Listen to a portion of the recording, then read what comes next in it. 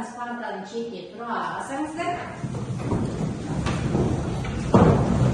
Мен айтқаным жағына барам. Сіздер өздеріңіз бір-бірлеріңізге жүк бола саласыздар.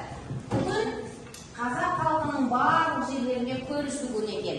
Амандасып алайық бір-бірімізбен. Өкпе ренішіміз болса кешіреміз. Ренжіспейміз. Ал отыра қалыңыздар. Сіздерге мынандай тапсырма бердім. Мен тырналар тобынан бастағым келіп тұр. Сіздерге қараңыздар. Мұқият қарап алыңыздар. Шетінде жіктік жалғауға тұр. Соның біреуін таңдап отырып қойып, дұрыстап оқып бересіздер. Камераларына келіңіз.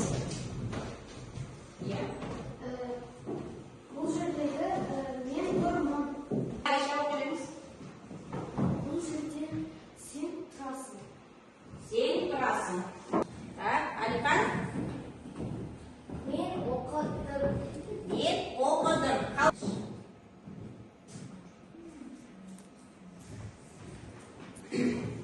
Көгершін тобынан бастағым келіп тұр, бірінші бөлікті. Қалғайдарыңыз мұқият кітаппен қарап отырыңыздар. Кейбіреулер ошақтың қорадағы малдың сүйем суын жағасына сөге салады. Ол арыққа түсіп суды былғайды. Осылайша таза су жарамсыз болып шыға келеді. Төмендегі елде мал да сол суды ішуге мәжбүр болады. Не туралы айтылған екен? Жанали. Бірінші бөлімде ол суды жағасына тұрса, ол су кірмейді, сол судан төмендегі елдер де жаңылғаннан ішуге мәжбүр болады. Өтеде осы мәтінде ата-бабамыз қалдырған өсиет бар екен. Ал іздеп тауып берейікші. Күн қоқысты бұлақ басынан ауылға төк деген өсиет айтқан.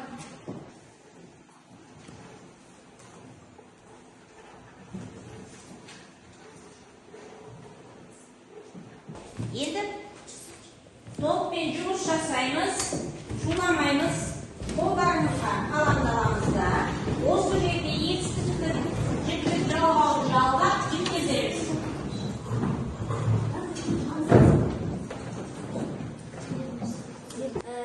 Мен гүл отырғызамын, сен гүл отырғызасың, сіз гүл отырғызасыз, ол гүл отырғызады. Екінші жақтағын жалғадыңыздар. Екінші жақта жекеше. Өте жақсы, қошеметтеп қойыңыздар. Жақсы. Жұмақтың жауабын табасыздар, соны жүктейсіздер. Езілеміз.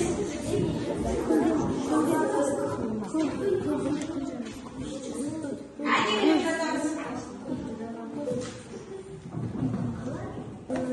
Жұмақтың ішіне жүктеуін табасыздар.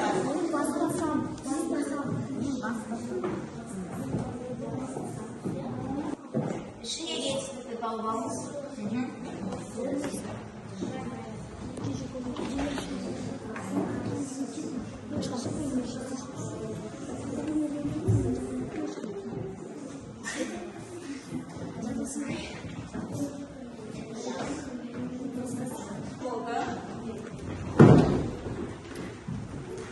Muhiyat paramızdan tahtaka karab oturumuzlar. Şuraydı. Bizге берілген жұмбақ ол Т-ден егер бастаса, бір түліктің баласы. Оның жауабы түл. Мен бастасам, сен бастасаң, сіз бастасаңыз, ол бастаса. Осы жұмбақта тұрған етістік қайсы екен сөзбен? Бастасам. Қай жақта тұр? Жекеше екінші жақ. Өте жақсы. Қошеметтейміз.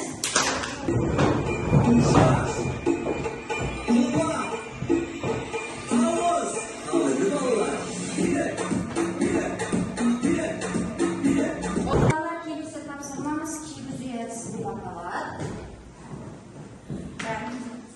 Бірінші кигізуді тырнақлар тобына бергім келіп тұр. Мұқият қараңыздар қазір. Сіздерге есік ашылды. Оқып алыңыздар. кететін қазір сіздер маған мағынасын толық түсіндіріп бересіздер. Бұл жерде қатты оқыңыз. бұл сөздің мағынасы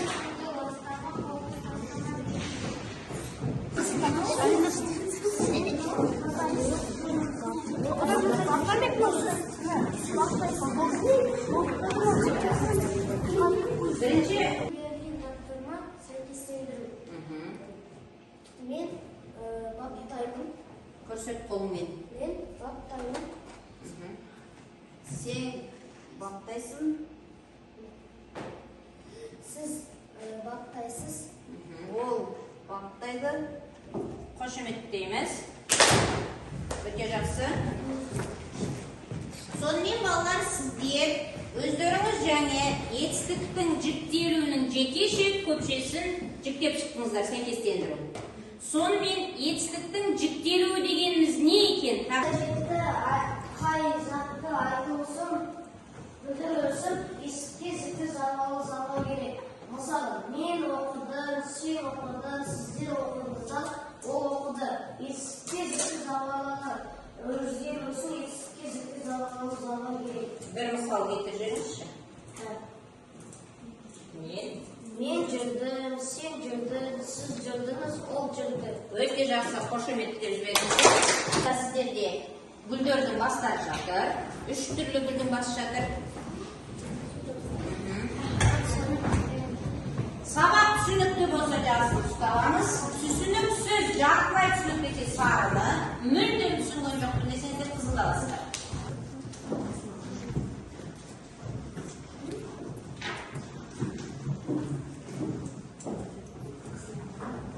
Балалар, біз апамыз бен атамыздың, әжеміздің мерекесінің ауылын безендіріп бердік.